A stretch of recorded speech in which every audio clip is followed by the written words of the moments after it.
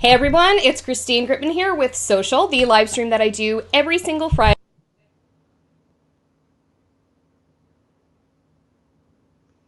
And I just realized I was muted. All right. I'm Christine Gritman. This is Social. I do this show every single Friday at 12 noon Eastern Time, where I talk to one of my wonderful, smart friends about a different topic on social media. And today I have Tiffany, aka Live with Tiffany. Sorry, I'm so unprofessional. Lanier. That's Lanier. fine. Tiffany Lanier, and she is here today. She is live with Tiffany, so clearly live streaming is part of her jam, but we are going to be talking about how to figure out how and where to show up on social media that is the most authentic for you, because not everyone needs to be every place doing everything. So, Tiffany, before we get started, or as we get started, as a way of getting started, tell us a little bit about you and what you do. Sure. I'm like, what don't I do is really the question. Well, what don't you do? What don't I do? Let's do that then. I do long walks on the beach, actually. You're in Florida, right? So long walks on the beach, I mean, you got access, maybe. I do have access. I live literally less than a mile away from the beach, but Nice. I actually suffer from a chronic foot and ankle Ooh. situation, so I can't Yeah. actually walk on the beach. So there's that. So I have FOMO. Long scooter rides on the I get beach? to look at it, but I don't get to actually walk on the beach. But I am a keynote speaker, clarity Nice. strategist, and 3-time podcaster. And I do a couple of different things. I have a podcast called A Modern Visionary, as well as a apparel advocacy apparel company where we talk about business, politics, and social change. I'm also the founder of the Morning Shift Company, where I help leaders and entrepreneurs prioritize space for their becoming by consciously crafting a morning practice. So, Let's there's a dig couple into that a little bit. Space for their becoming. Yes, space for their becoming.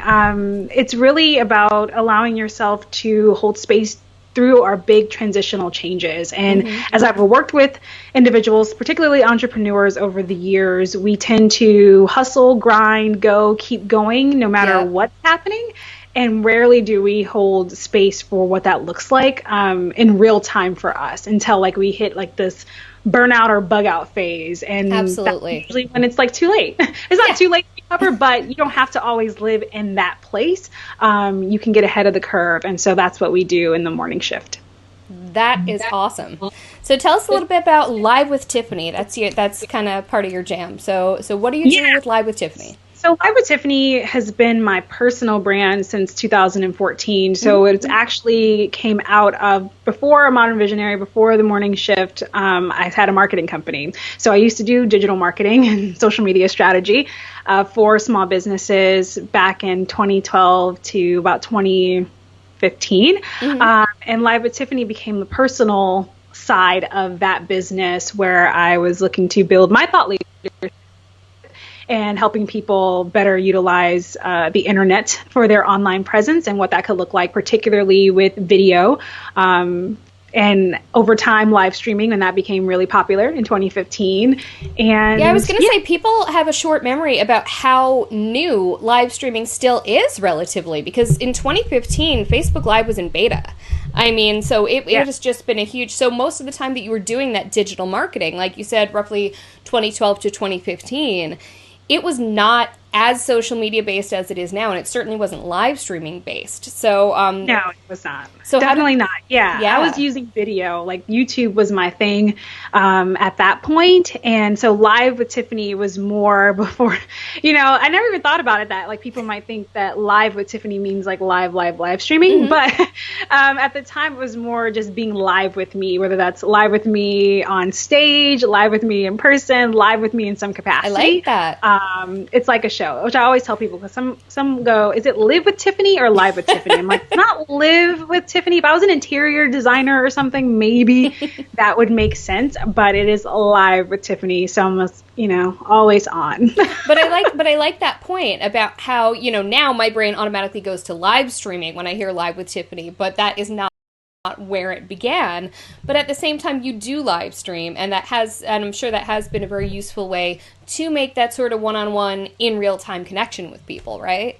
Yeah, I mean, I love being live to some degree, like whether that is via, digitally live streaming or in person, like having that connection in some capacity is Yeah. really important. And so it just, it's weaved its way out of my work and the way that I show up online and off, I I love suppose. that. So it's about showing up. It's about being present, being in the space, all of that.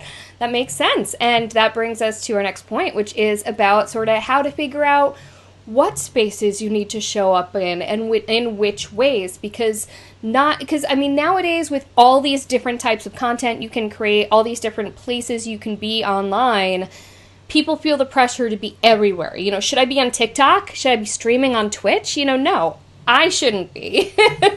So I'm like, I want to be on TikTok. Like, that's my next place. go for it, man. Go for it. I do not. It makes me feel ancient. But yeah, I mean, there are so many places for you to be and that you can be. And a mentor of mine, she always says, you don't have to be eternal to be effective. And I think the translation in this is you don't have to be everywhere to be effective, right? You don't have to be on everything. When I first started in digital back in 2010, working with a startup company, we literally didn't know what to do, like what was going on. So we felt like we had to be on every single platform. And that was really taxing on the social media department, right? The very in making social media department, which was me. I was the social media department. And that's very taxing, trying to be in all of these places and trying to create these narratives when each platform really does have its own dynamics. So allowing yourself to get really good at one or maybe even two. And I always suggest when I'm working with clients, like top two, like if you even one is better than two, like really get great at the one space that you want to be in and what that looks like for you. And all of them work.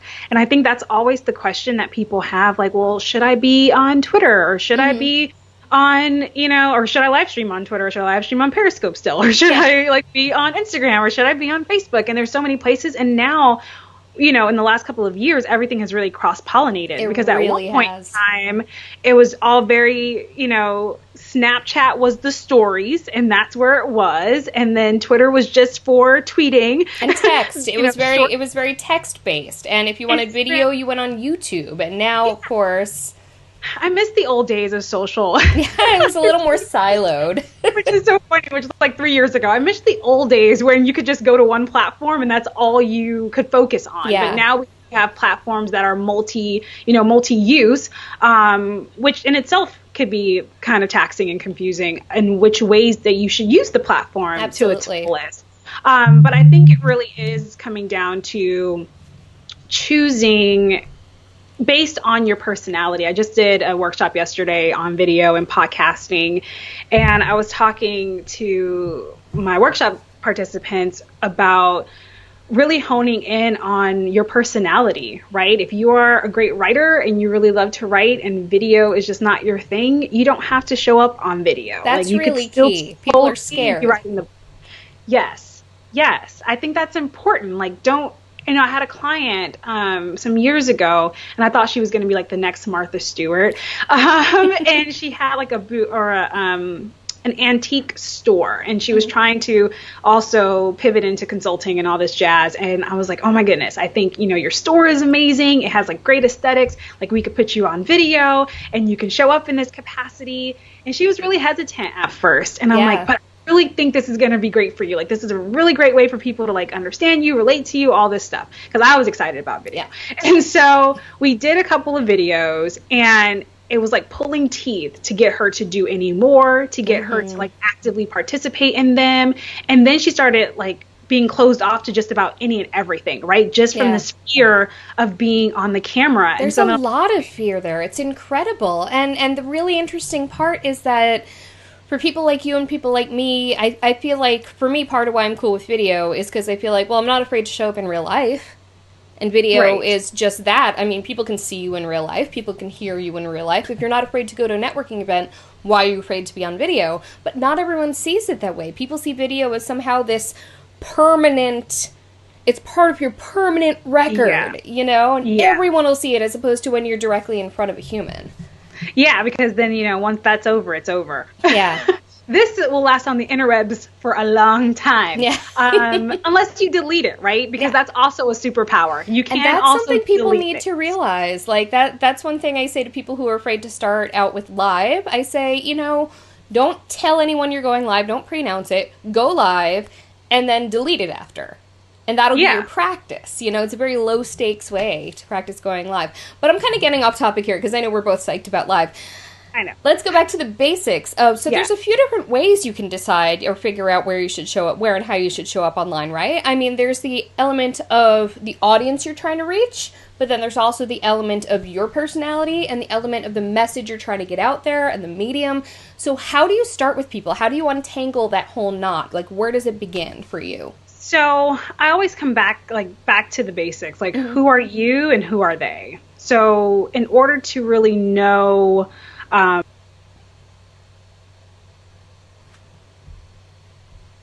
it just froze. Is anyone else seeing Tiffany frozen?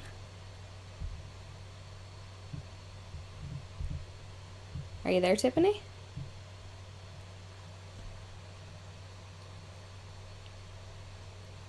Or did I freeze? Oops. Is anyone else seeing Tiffany frozen? Okay, so I'm seeing Tiffany frozen. I am going to... Are you there, Tiffany? Okay.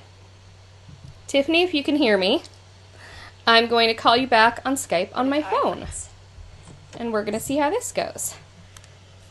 Okay. Let's see what I can do here. Video, Skype. Tiffany, if you can hear me, I'm Skyping you now.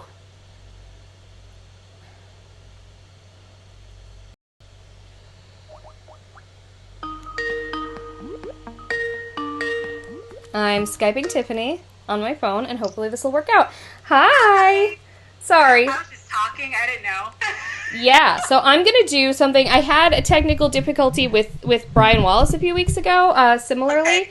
And so I'm going to do what I tried to do with him, which was basically, I'm going to put you where the ring light is not in your face. Okay.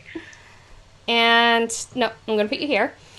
And, all right, continue. So where does it start, that topic of kind of where do you show up online? So you said it's about who they are and who you are, right? Yes. So it is going back to that basic question, like, who am I? What do I care about? What do I crave? What do I desire? Because a lot of the time people would say, like, it doesn't matter about you, it's only about your audience. But if you don't get to the bottom line of what you do, what you're capable of, then you don't show up for your audience anyway. So I think that it's key to understand your own personality, where your strengths are, where your weaknesses are. And then on the flip side of that, it's like, who are they, right? Who are these people that I'm actually talking to? So doing that avatar work, that's the basicness of understanding, like, the beginning of any marketing strategy is who are you actually talking to.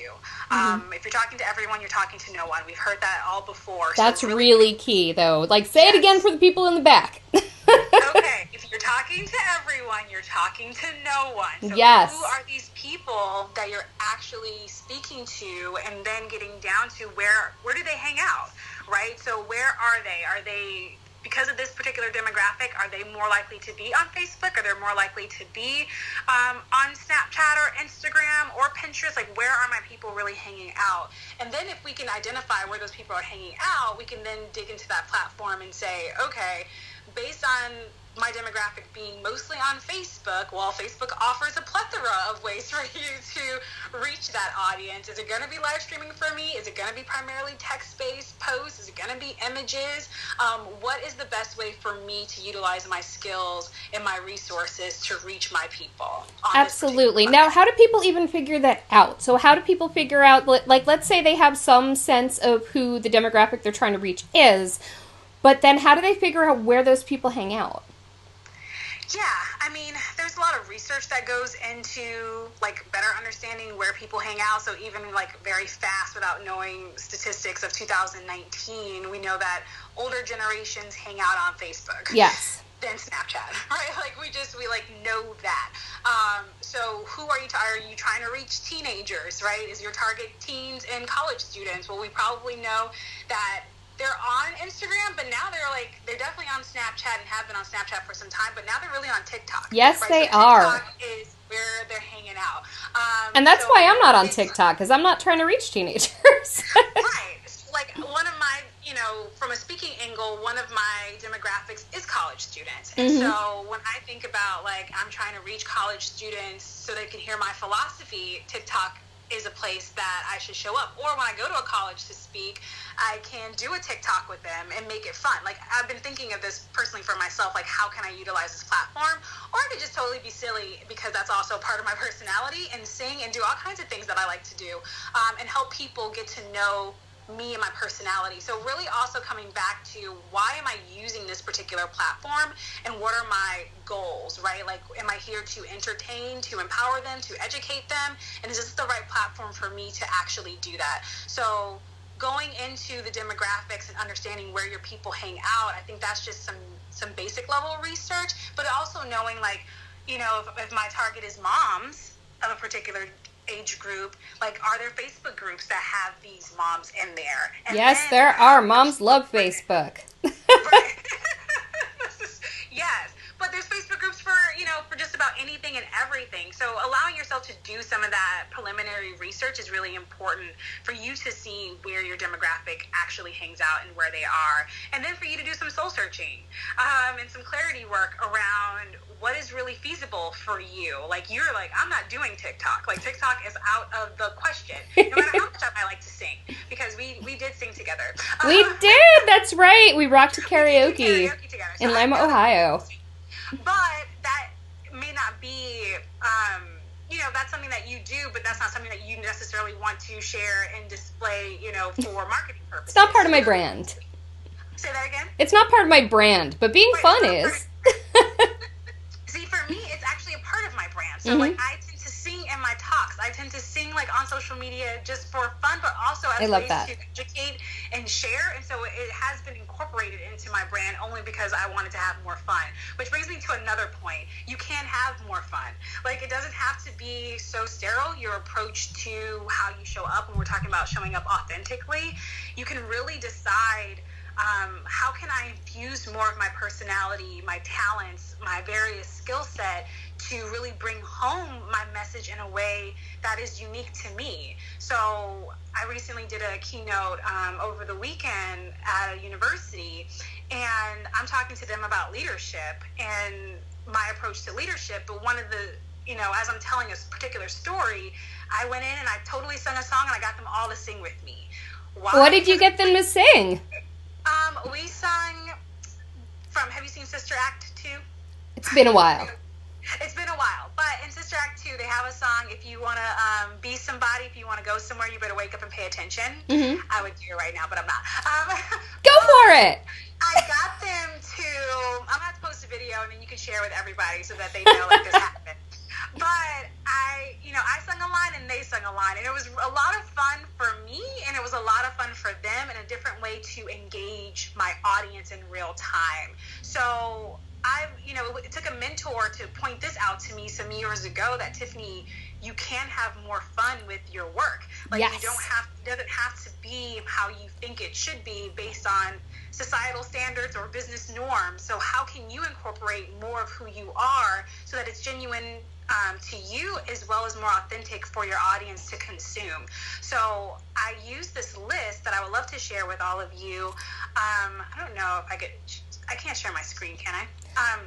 I'm not sure, but that's okay. You can link it. Okay. I can just share the list. Yeah. So there's 2 lists that you can make that I pretty much use in just about anything. Like, almost every workshop and every talk that I've given, especially as it pertains to marketing or as it pertains to being creative and really getting back to who you are, I use these 2 lists. And so they're passion and skills lists. So the first list is about your passion and your interests, and it helps you rediscover what has mattered to you over the years as it pertains to things that you've been passionate about or interested in.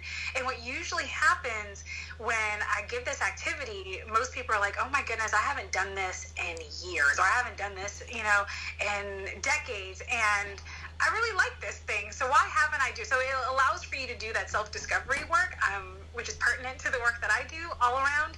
And so the first list is listing 10 things that you've enjoyed in the past. Ooh. So what are 10 things that you just absolutely love to do since you were a child even? It doesn't have to be like in the last year, but since you were a child, what are the 10 things that you have loved to do? And then with that list, you organize it from the things that you've done the most to the things that you've done the least. Yeah. And then you put a star next to the ones that you could literally do all day. So like if no one paid you for it, because I've used these lists to help people better monetize, their talents, to reposition their offerings. So there's a lot of different ways that you can utilize these passion and skills lists. And so you put a star next to what you can do all day long. Like if no one paid you, if no one cared, you would just love to do it. And so this particular list helps you say, okay, for me, for instance, I used to love to sing when I was younger. I was in show choir. I was in Glee. I was all these things, but I haven't sung in years. Same. And I don't do that anymore. You were too? Yeah. Yeah. Yay, Glee sister. No. And so when I was doing this list, I'm like, okay, I haven't sung in forever, but I do enjoy doing it. It makes me happy. Is there a way for me to infuse this into my work in some capacity? Is there a way for me to infuse this into my marketing strategy? And if so, what does that look like? So creating this kind of list for yourself allows for you to dig back into things that you love and see, are there ways for you to infuse that into your work in some way, shape, or form? The second list is really your skills and your experience. So step one of that is to list all of your jobs, whether that is actual physical jobs or businesses that you've had, as well as internships and volunteering, but really seeing all the different things that you've done over the years, whether you've liked them or not. But then the second part is, going from favorite to least favorite job. And lastly, this part is the most important, this is where the gold is listing 2 to 3 things that you liked about each one of those jobs. So even if you hated the job, there's probably something that you did enjoy about it. So was it duties, certain tasks that you had to do, the people that you got to interact with? Was it learning? What experiences about it were in alignment with who you are? And so when you're able to dig through some of these things that you've done from skills and your experience, you can say, okay, I really love speaking to people, but I keep creating content that doesn't allow me to really connect to people. And I love people. Maybe live streaming is something you should consider, because it allows for you to talk to people, almost in real time, or in real time, even on a digital, like in the digital way, which can make you feel connected again. And that also kind of brings you to the opposite, which is if your least favorite thing was interacting with people, if you're like, you know what, I could just do what I do, I could write all day, but God, don't talk to me. That's also good to know. So if you're like, oh, but live videos so in now. Yeah, no, don't do it. That's not your place to shine. And I think that's where, doing clarity work is really deciding what matters and what doesn't matter, because they're equally as important. What you care about and what you don't care about. So doing lists like this and kind of going back and reflecting, this allows for you to say, okay, I'm really passionate about this stuff. I really care about this stuff. My skills and expertise are over here, but yet I'm doing this, or vice versa, right? So then you can say, okay, what platform or what tools on this platform will allow for me to be in most alignment with my skills and my experience, as well as the things that I'm passionate about. And now you pointed out in our discussion before this that also sometimes those things change, and sometimes we need to evolve where and how we're showing up. And help us through kind of how to navigate that. And before you get started on that, I'd like to welcome anyone who's watching today. I know Barbara's watching. Hi. Anyone who has questions for Tiffany or for me about how to figure out where and how to show up online and how to navigate that. So now, Tiffany, let's talk about navigating that transition and kind of knowing when it needs to happen and how. Yeah. So transition is a specialty of mine, because really when we talk about clarity, that's the crux of my work. So no matter what it is that I'm doing, no matter what business model or type of business I have, clarity is what it always comes back to. And usually we need clarity when we're in some kind of transition from one place to the next place, or we've evolved out of where we are and we're moving into that next phase. So I would say first and foremost, list that I've just mentioned, allowing yourself to take a step back is also important. Sometimes the clarity comes from action, just keep going and you'll figure it out, but it also comes from reflection and deciding that maybe I can take a moment off to really think, what is the next best way for me to be most effective in how I show up? I've pivoted a lot over the years. I started out back in 2013, 2014, heavily focused on video and utilizing YouTube. And then I got burned out from doing YouTube. What burned you out about it? Editing. Yeah. I hate editing. That's why I love live streams. Editing burned me out. I was just kind of done being like a talking head in that capacity. Yeah.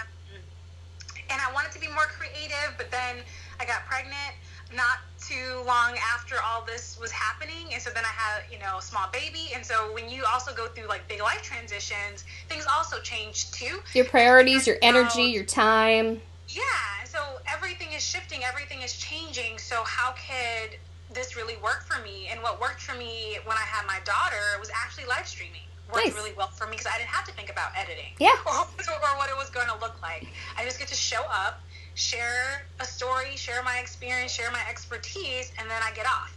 And that was really important to me during that time. And so what I didn't do, actually that's a lie. What I wish I didn't do is guilt myself over needing to transition, because I like to think, in my mind, I'm like, no, I totally transitioned easy. No, I didn't. Now that I look back, like I was wanting to still be really consistent on YouTube and with video, but there was something pulling me away from it in like the pre-recorded way that was really lighting me up before. And so I had to allow myself to say, okay, this worked for you for these few years, but maybe there is something new. Like there is something new that's intriguing, that works from a time perspective, that still allows for you to get your message across, reach the people that you're trying to reach, and make money at the same time, because that part's important. That's always helpful. That's always helpful, right? Like, if you're in business, you have to also keep the money flowing. Yeah. And then, even a couple of years later, then live streaming kind of slowed down, especially because I was on Periscope like every day. Yeah. So by 2016, 2017, Periscope was pretty much like on its way out. Mm-hmm. And because Facebook now had live streaming. Yeah. And then we moved into this last year, like Instagram has live, so like more platforms became live stream activated. Yeah. So then it really pulled your attention of where should you show up, to do that. And then last year I fell in love with podcasting. And podcasting has been something that I have focused on over the last year and a half as well. So, and then I still do lives, and I just do what feels best to me. Video, any type of video and podcasting feels probably most genuine to me. I'm actually not a writer. I mean, I am a writer, but I don't like writing. You're a better talker. Yeah. So talk. Ultimately. So yeah. That's what I do. I do it on stage. I do it here. Like that's where I thrive. Yep. My friend Suze from Big Tent Social over in the UK, she has been owning the audio space, and now Periscope has the ability to do an audio kind of call-in show sort of situation. So she's been all over that, and there's of course podcasting and voiceover work. So like knowing what your thing is and what makes you come alive, that's so important. That is so important, because I've never blogged. Out of all the years that I've been doing this stuff, Mm-hmm. I've never really written. I might have wrote one back in the day, because I also felt like, well, maybe you got to turn this into a blog. No, Mm-hmm. you don't have to. And some people are just really great at blogging, and so let your talents and let your skills and your experience be your guide to choosing the best way for you to showcase your brilliance. I love that, and I especially love your point about kind of listing all the things and what you like about each, and also kind of what you don't like, because that really, you might say, well, I like this, but you don't really examine why necessarily, and that can lead you to other things that share that trait. Yeah, for sure. And I think also breathing. Breathing, because once you find your thing, it becomes so much easier to do it. Mm-hmm. And you're not as overwhelmed. And then sometimes you are. Yeah. Just as the nature of the game. Like, sometimes there's technical difficulties. Sometimes... Yes, there are. Yes, they are. We just experience... I feel like I experience a technical difficulty every day. Like, yeah. That is, a part of the amazingness of technology that we still have. And sometimes I have to realize and reiterate to myself how much privilege we have to be able to do stuff like this. Yeah. Right? To be able to show up and have people from all over the world get to experience who we are, what we have to share, our thoughts, our passion, our joy, our shortcoming, like all of these things we get to do, and that's amazing in itself. And sometimes I think we take that for granted. We do. The impact and the influence that we get to have on other people's life, and when we stay in that place of gratitude, I think that also eases the pain when on those days you're just like, nothing's working. Like, this isn't working for me. This isn't flowing for me. I did a whole video and my audio was off, or, like something didn't quite work. Like I did workshops this week and my Wi-Fi went out, like just all kinds of chaos. And sometimes you just gotta like throw in the towel for that day, drink a glass of wine, and get back to it the next day. I'm plagued by so many tech issues still, but the fact is, if I weren't an experienced I've been live streaming since it was in beta in 2015. I had beta access because I was a journalist back then. And so, like, if I didn't have this confidence of live streaming, I wouldn't have thought of this. Experience is what made me think of doing this, and, I'd be freaking out right now. And I'm not freaking out. This is an interesting video, and, I'm just kind of... And it wouldn't have happened at all if it weren't for the fact that I'm at the point where I'm constantly trying to upgrade my tech at this point. If I were still satisfied with just doing native Facebook Live using just my MacBook, this might not have happened. But it did because I'm up-leveling, and all you can do is just push through and keep figuring out, because the thing that I love about this is still happening right now. Which is, I love being able to talk directly to people. I love being able to bring other people to talk directly to people. I love being able to interview people and hear their voices. And that is still happening. We have maintained the good thing about live streaming. And, who cares that you're on my phone as opposed to, all fancy? Because what you're saying is what matters. And that's the crux of it. Like, we are in the right place doing the right thing. and I think, so what you just said is coming back to, like, why, right? So why is so important, and you heard it, in business conferences and marketing conferences and personal growth, like, always coming back to your What's your why? Simon Sinek. Why are you doing this? Why does it matter? Start with why. Start with why. And when you can live in that place, then you're like, okay, all this other stuff that I'm getting frustrated about doesn't really matter in the grand scheme of things, and there's always tomorrow, and I can do it again, or not even tomorrow. There's always, turn it off, delete it, and try again, and see, what's next. Allow yourself to dive into that next thing without getting so frustrated and feeling like throwing everything on the floor. You see, now you've got to sing Tomorrow from Annie. You've set yourself up. Did I do that? How did... Oh my gosh, I am not. Oh, well, if anyone wants to see... If you sing it with me, then we can do it. All right. Will we be in sync, though? Let's see, because I don't know how our tech is working here, but... The sun'll come out tomorrow. Bet your bottom dollar that tomorrow there'll be sun. All right, that kind of worked. All right, well, on that note, thank you so much, Tiffany, for being on my show today. If anyone wants to hear Tiffany or me sing some more, you've got to go to one of the conferences we're at, or, come see us in Florida or New York. We met at a conference. We met at Social Media Week Lima in Lima, Ohio, thrown by the amazing Jessica Phillips. Remind me what you spoke about, Tiffany, on stage. I spoke about utilizing emotional and social intelligence to enhance your marketing. I love it. I spoke about the harsh truths of content marketing. I was on a panel. But thank you so much, very much, Tiffany, for being on today. And thank you, all of you, for tuning in. Again, I'm Christine Gritman. I do this show every Friday at 12 noon Eastern Time. Next week's guest. Tiffany, did you get to talk to I at the conference? Dr. I did briefly. I didn't actually get to have, a ton of conversation with her, but I did get to speak to her for a little bit. Well, Dr. Addison Zhang is really leading a revolution in education reform. In a lot of ways, she's starting her own Classroom Without Borders program that sort of changes the way people look at education. And she's going to be on next week talking about how live streaming has enabled her to really connect with people and really get her message out there to the right people. And it's just enabled all sorts of incredible professional opportunities for her, and it has helped her move her dream forward through the power of connecting with people via live streaming. So that'll be next week's show. And yeah, thank you so much, everybody, for tuning in. And thanks again to Tiffany, especially for rolling with the punches. Thank you for having me.